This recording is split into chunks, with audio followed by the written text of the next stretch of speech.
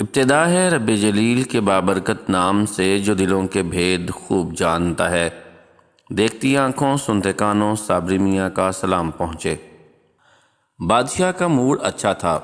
وہ نوجوان وزیر کی طرف مڑا اور مسکرا کر پوچھا، تمہاری زندگی کی سب سے بڑی خواہش کیا ہے؟ وزیر شرما گیا، اس نے منہ نیچے کر لیا۔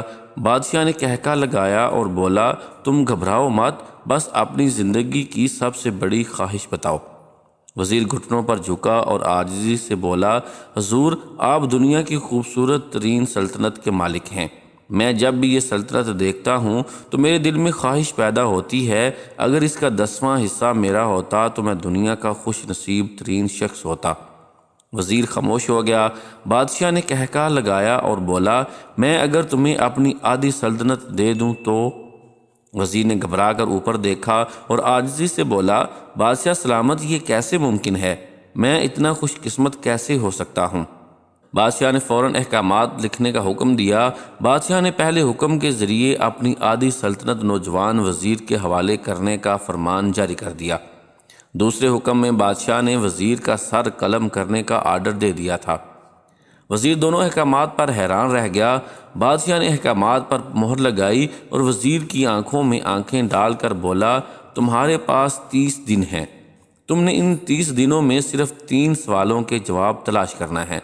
تم کامیاب ہو گئے تو میرا دوسرا حکم منسوخ ہو جائے گا اور تمہیں آدھی سلطنت مل جائے گی، اور اگر تم ناکام ہو گئے تو پہلا حکم خارج سمجھا جائے گا اور دوسرے حکم کے مطابق تمہارا سر اتار دیا جائے گا۔ وزیر کی حیرت پریشانی میں بدل گئی۔ بادشاہ نے اس کے بعد فرمایا، میرے 3 سوال لکھ لو۔ وزیر نے لکھنا شروع کر دیا۔ بادشاہ نے کہا، انسان کی زندگی کی سب سے بڑی سچائی کیا ہے؟ وہ رکا اور بولا، دوسرا سوال، انسان کی زندگی کا سب سے بڑا دھوکہ کیا ہے؟ وہ رکا اور پھر بولا، تیسرا سوال، انسان کی زندگی کی سب سے بڑی کمزوری کیا ہے؟ بادشاہ نے اس کے بعد نکارے پر چوٹ لگوائی اور بآواز بلند فرمایا، تمہارا وقت شروع ہوتا ہے اب۔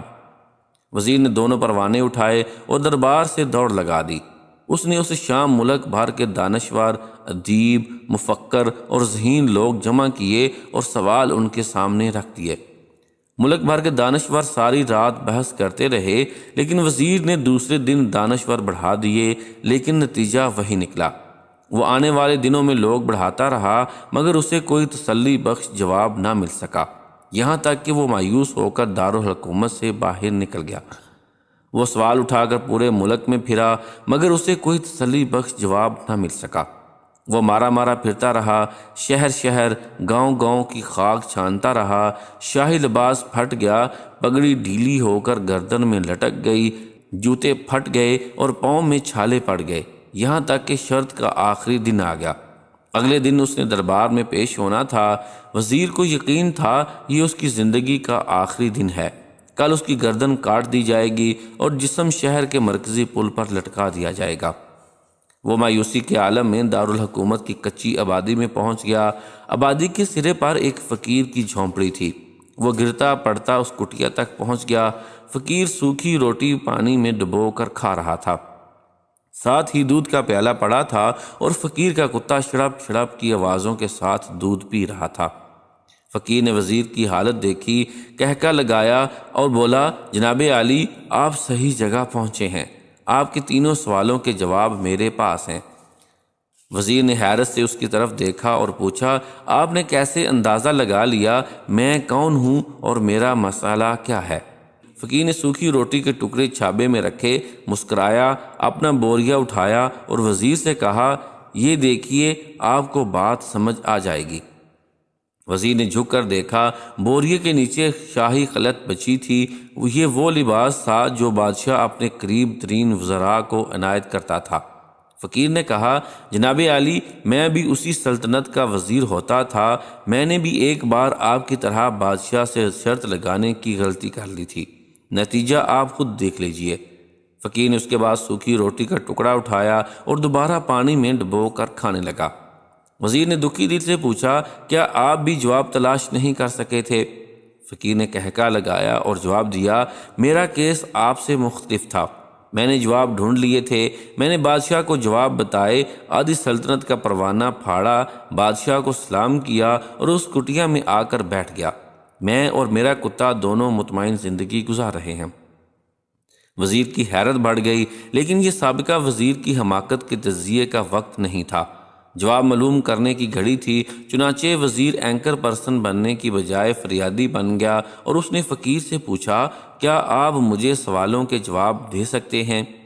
فقیر نے ہاں میں گردن ہلا کر جواب دیا، میں پہلے 2 سوالوں کا جواب مفت دوں گا، لیکن تیسرے جواب کے لیے تمہیں قیمت ادا کرنا ہوگی۔ وزیر کے پاس شرط ماننے کے سوا کوئی آپشن نہیں تھا، اس نے فوراً ہاں میں گردن ہلا دی۔ فقیر بولا، دنیا کی سب سے بڑی سچائی موت ہے، انسان کوئی بھی ہو، کچھ بھی ہو، وہ اس سچائی سے نہیں بچ سکتا۔ وہ رکا اور بولا، انسان کی زندگی کا سب سے بڑا دھوکہ زندگی ہے، ہم میں سے ہر شخص زندگی کو دائمی سمجھ کر اس کے دھوکے میں آ جاتا ہے۔ فقیر کے دونوں جواب ناقابل تردید تھے۔ وزیر سرشار ہو گیا، اس نے اب تیسرے جواب کے لیے فقیر سے شرط پوچھی۔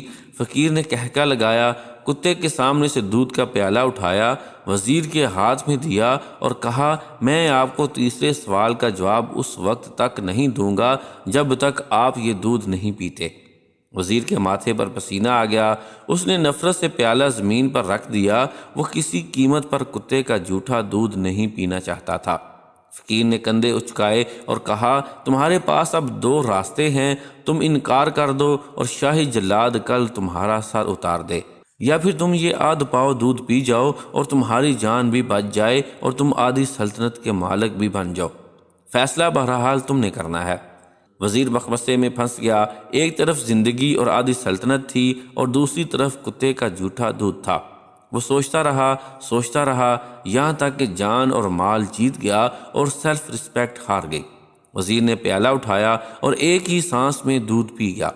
فقیر نے کہکا لگایا اور بولا، میرے بچے، انسان کی سب سے بڑی کمزوری غرض ہوتی ہے، یہ اسی کتے کا جھوٹا دودھ تک پینے پر مجبور کر دیتی ہے، اور یہ وہ سچ ہے جس نے مجھے سلطنت کا پروانہ پھاڑ کر اس کٹیا میں بیٹھنے پر مجبور کر دیا تھا۔